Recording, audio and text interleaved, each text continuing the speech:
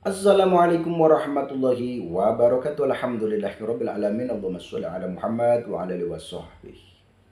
Saudaraku dimanapun berada, baik yang ada di dalam negeri ataupun di luar negeri, doa saya untuk kalian semuanya, mudah-mudahan kalian semuanya senantiasa diberi kesehatan, diberi umur panjang, umur yang berkah, umur yang bermanfaat. Amin ya robbal alamin. Saudaraku, bagi para pecinta ilmu hikmah, para pecinta wirid, baik itu asma, doa, hizib, dan lain sebagainya, teruslah bersemangat, teruslah istiqomah, teruslah perbaiki niatnya. Ilmu hikmah adalah ilmu kebaikan, ilmu kesadaran, ilmu untuk atau sebagai upaya untuk mendekatkan diri kepada Allah Subhanahu wa taala. Jadi ilmu hikmah itu yang mengatur adalah Allah. Maka ketika ada orang yang mengajak untuk pembuktian itu, abaikan saja saudaraku. Jangan sekali-kali kamu mengoke atau mengiyakan. Kenapa? Karena ilmu hikmah adalah ilmu kesadaran. Karena ilmu hikmah adalah ilmu yang mana di situ untuk mendekatkan diri kepada Allah Subhanahu wa taala, dan ilmu hikmah yang mengatur adalah Allah, bukan kita. Kita hanya menginginkan, menghendaki bahwa setelah membaca ini harapannya Allah memberi khasiat seperti ini, seperti itu ya. Diterima dan tidaknya itu ya tergantung Allah, dan itu semuanya memang kekuasaan Allah. Manusia tidak bisa apa-apa saudaraku. Manusia itu lemah. Manusia itu tidak punya kekuatan apapun melainkan mendapatkan pertolongan Allah. Maka ketika kalian mengamalkan suatu amalan, jangan sampai lepas dengan yang namanya zikrullah, mengingat Allah.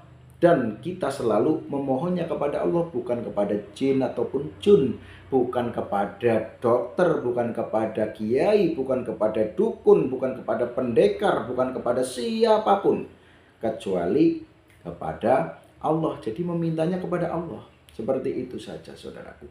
Bahasa yang digunakan ketika kita berbicara ilmu hikmah, ketika kita berbicara amalan, berbicara wirid, maka ada yang bentuknya adalah sebuah doa yang menggunakan bahasa Arab. Bahkan ada doa yang sudah sering ataupun memang pernah dibaca oleh Rasulullah Shallallahu Alaihi Wasallam, atau ada doa yang belum pernah dibaca oleh Rasulullah namun tidak termasuk hal jelek itu, karena yang namanya doa baik itu pernah dibaca oleh Rasulullah ataupun tidak ya tetap baik ya. Cuman kalau yang doanya itu pernah dibaca oleh Rasulullah, ketika kita diniatkan membaca doa itu agar mendapatkan sunnah Rasul, maka kalian akan mendapatkan kesunahan. Jadi semua tergantung hati, tergantung niat. Innama a'malu biniyat. Ya, jadi perbuatan apapun tergantung dengan niatnya, seperti itu. Namun gini saudaraku, walaupun tergantung niatnya, tapi di situ sesuatu yang baik, sesuatu yang diridhoi Allah, bukan yang semacam hal-hal yang berbau maksiat, itu bukan.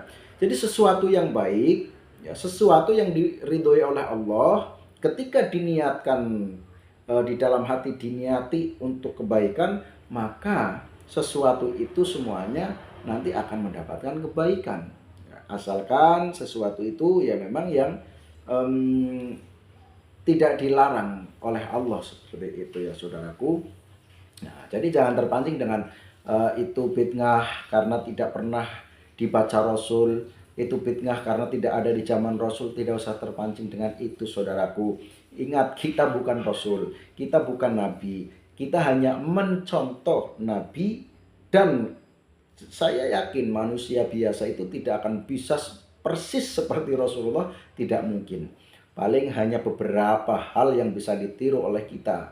Nah, namun yang Nabi Muhammad sebagai panutan, sebagai uswah, tentu saja di situ gudangnya kebaikan. Kita tinggal meniru, kita tinggal mencontoh. Namun kehidupannya itu beda ya saudaraku, di zaman dahulu kala dengan zaman sekarang itu beda. Maka dari itu ya kalian harus bisa menyikapi dengan bijak seperti itu ya. Seperti itu saudaraku. Pokoknya patokannya kalau saya selama itu tidak diharamkan oleh Allah, tidak dilarang oleh Nabiullah Muhammad, maka itu tidak ada kata-kata bid'ah dolalah. Tapi karena tidak dilarang, ya mungkin kalau tidak makruh, bahkan bisa jadi sunnah seperti itu ya. Kalau tidak sunnah, mungkin makruh. Kalau makruh itu hanya dibenci saja, artinya yang dibenci itu perbuatannya, bukan orangnya ya. Tapi kalau orang itu masih saja mau atau melakukan, ya karena hanya makruh, ya tentu saja tidak apa-apa. Tapi ya paling baik memang orang ya melakukan sesuatu itu yang memang sudah diajarkan Rasulullah, yang sudah dilakukan oleh Rasulullah, itu yang paling baik saudaraku ya. Namun sekali lagi kita itu terbatas ya untuk mencari, untuk belajar tentang mengetahui apa saja yang dilakukan oleh Rasul, itu sangat terbatas. Artinya dengan pelan-pelan kita, karena banyak lika-liku di dunia ini, maka ya bisa jadi kita doa pokoknya hanya meminta kepada Allah, bukan walaupun tidak pernah dibaca oleh Rasulullah. Misalnya kita berdoa yang seperti ini, itu kan berarti tidak ada di zaman Rasul ya. Misal saya merokok, ya Allah saya merokok, mudah-mudahan tetap sehat. Itu tidak ada di zaman Rasul. Rasul tidak pernah berdoa seperti itu ya. Apakah kira-kira doa seperti itu salah? Tidak ya. Maka doa-doa yang sudah dibaca oleh para alim ulama, para sahabat ya, itu juga bisa menjadi panutan buat kita, bisa untuk digunakan kita. Termasuk misalnya ada seorang tokoh, ada seorang ulama yang merakit sebuah doa, sebuah amalan, bisa jadi diambil dari ayat-ayat Al-Quran atau memang karangan sendiri. Yang penting intinya permohonannya kepada Allah, bukan kepada yang lain. Nah kemudian setelah dirakit atau disusun, kemudian diamalkan, dan setelah diamalkan ternyata Allah mengabulkan, Allah meridhoi, kemudian hajat-hajatnya terkabulkan dan bahkan ada khasiatnya. Kemudian setelah tahu ada khasiatnya, doa itu diturunkan kepada santri-santrinya, wahai santriku, saya ijazahkan doa ini, silahkan diamalkan seperti itu misalnya. Maka menurut saya itu sangat-sangat boleh dan di situ tidak masalah ya saudaraku ya. Jadi jangan terpancing dengan hal-hal yang sekiranya membuat kalian itu jadi ngedon keyakinannya dalam mengamalkan suatu amalan seperti itu ya. Karena kan kita bisa melihat ya di apa namanya chat ataupun komentar itu kan ada, ngapain ngamalin seperti itu syirik, itu bid'ah, kan ada ya. Itu semuanya kan pendapatnya dia ya, pendapatnya dia, jadi belum tentu seperti itu ya. Dan bisa jadi orang yang mengatakan seperti itu ternyata orang yang tidak belajar, bisa jadi orang yang mengatakan seperti itu ternyata orang yang tidak tahu apa-apa, bahkan orang yang tidak mengenal Allah, hanya saja bergaya ngomong yang seperti itu, atau kadang-kadang bergaya sok-sok alim, sok-sok tidak suka dengan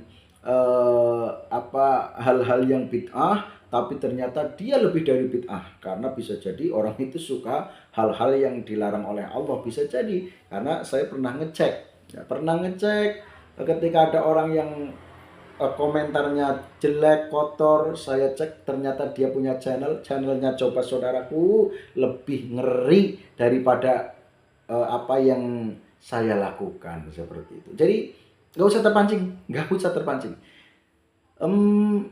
Mantep ikuti apa yang disampaikan gurunya. Kalau kalian belajar dengan saya, ya berarti walaupun saya lebih muda, karena saya memberikan, berarti panjenengan jadi bahasa kerennya itu murid atau santri ya. Saya gurunya, kayak gitulah intinya.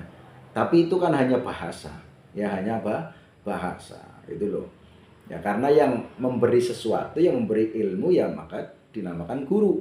Yang mengajarkan sesuatu dinamakan guru. Ya kalaupun yang belajar ternyata lebih sepuh, ya namun tetap bahasa guru dan murid itu berlaku saudaraku ya. Seperti itu. Dan itu semuanya silahkan. Di sini saya hanya membuat channel yang barangkali bermanfaat. Tujuannya kan kayak gitu. Kalau ternyata tidak bermanfaat menurut kalian, tinggal skip aja. Daripada menurut saya hanya meninggalkan komentar kotor, yang di situ komentar itu kan mewakili lisan, ya. Berbicara yang menyinggung perasaan orang lain berarti tidak hifdzul lisan. Itu sangat-sangat dibenci oleh Allah. Jadi dia berpikir karena ada orang yang sedang menyampaikan hal tapi tidak sepakat. Artinya orang itu tidak suka dengan penyampaiannya, kemudian dianggap salah dan berkomentar jelek. Apakah orang yang berkomentar jelek itu adalah orang baik? Tentu saja orang yang berkomentar jelek itu lebih jelek daripada orang yang sedang dikomentari. Seperti itu ya saudaraku ya. Jadi silakan saudaraku, ilmu hikmah ini, kembali lagi, ilmu hikmah ini adalah ilmu untuk ilmu kesadaran, ilmu untuk kebaikan, ilmu untuk mendekatkan diri kepada Allah Subhanahu wa taala. Adapun ketajriban itu semuanya tergantung kehendak Allah Subhanahu wa taala. Jadi misal kamu mengamalkan sebuah amalan yang khasiatnya menurut para pengijazahnya itu bisa untuk kelancaran rezeki, bisa untuk apa? Karena itu biasanya yang namanya khasiat itu ya karena hasil daripada setelah meriadoi. Misal saya meriadoi asma atau hizib basmalah atau hizib fatihah ya. Saya membaca fatihah dijadikan hizib ya. Kemudian ternyata ketika saya baca 1000 kali fatihah ini, ternyata saya jadi lancar rizkinya. Jadi ada perbedaan dari pada waktu sebelum mengamalkan dengan sesudah mengamalkan. Akhirnya setelah diamati, oh iya memang kalau saya mengamalkan ini jadi lancar rezekinya, tapi ternyata kalau saya berhenti rezekinya pun kembali sulit misalnya.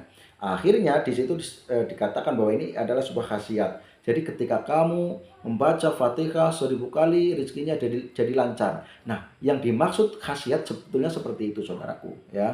Jadi karena hal itu sudah pernah dialami oleh pengijazah-pengijazahnya sehingga dikatakan itu khasiat.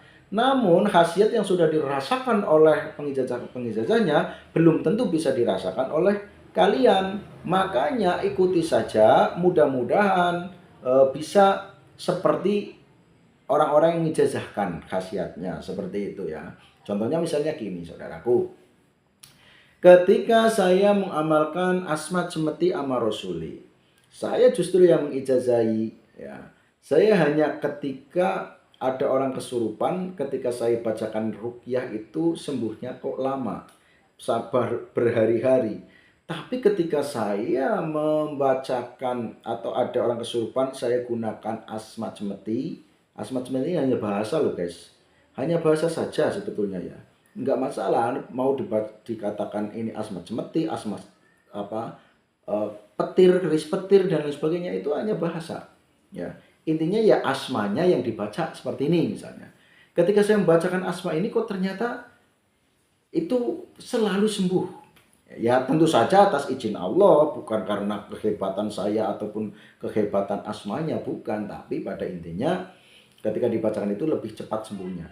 Jadi ketika ada orang kesurupan, bacakan asma itu, kemudian visualisasikan seolah-olah menarik energi jahatnya, ditarik, kemudian diambil, pegang, seolah-olah dipegang. Padahal ya nggak ada, kalau dilihat pun nggak ada. Hanya divisualisasikan, Bapak ini, penyakit sudah saya pegang, saya akan buang, atau ini gaib sudah saya pegang, akan saya buang ke laut. Bayangkan laut di sana, bras gitu misalnya ya. Ternyata langsung sembuh. Ternyata orang itu langsung mutah, langsung sembuh. Nah, ini gimana? Semuanya adalah kekuasaan Allah. Tentu saja semuanya kita hanya usaha. Hanya usaha. Mau bukan asma pun ya. Misal kalian membaca doa. Doa meminta rezeki atau meminta dikasih motor. Ya Allah, hari ini saya kasih motor. Ya Allah, hari ini saya kasih uang 500.000. Coba aja ya, apakah langsung dikasih atau bagaimana? Nah, maka dari itu pokoknya semuanya yang berbentuk doa itu hanyalah kita memohon kepada Allah. Usaha batin saudaraku, hanyalah usaha batin. Namun ketika orang itu di dalam mengamalkannya penuh keyakinan dan juga pasrah kepada Allah dan istiqomah, kebanyakan sukses di dalam mengamalkan. Maka silahkan semuanya kembalinya kepada kalian semuanya masing-masing. Bagi orang yang memang suka dengan amalan, silahkan teruskan dan lanjutkan. Tidak usah berpikir yang aneh-aneh. Ketika ada orang yang ngomong ini itu jangan hiraukan. Ya pokoknya kalian belajarnya sama siapa, ya itu yang harus diikuti seperti itu. Namun juga saudaraku, hati-hatilah memilih guru, ya. Hati-hatilah memilih guru, karena kadang-kadang ada orang yang sebetulnya tidak paham apa-apa tapi bergaya paham, ada orang yang sebetulnya tidak bisa ilmu hikmah tapi bergaya bisa, seperti itu. Jadi harus hati-hati saudaraku. Semuanya di hal apapun ada yang namanya modus, ada yang namanya oknum, ya. Di tempat apapun, di hal apapun ada yang namanya oknum, maka harus berhati-hati. Terima kasih saudaraku, cukup sampai di sini untuk keterangan pada video kali ini. Mudah-mudahan bermanfaat. Saya akhiri, wassalamualaikum warahmatullahi wabarakatuh.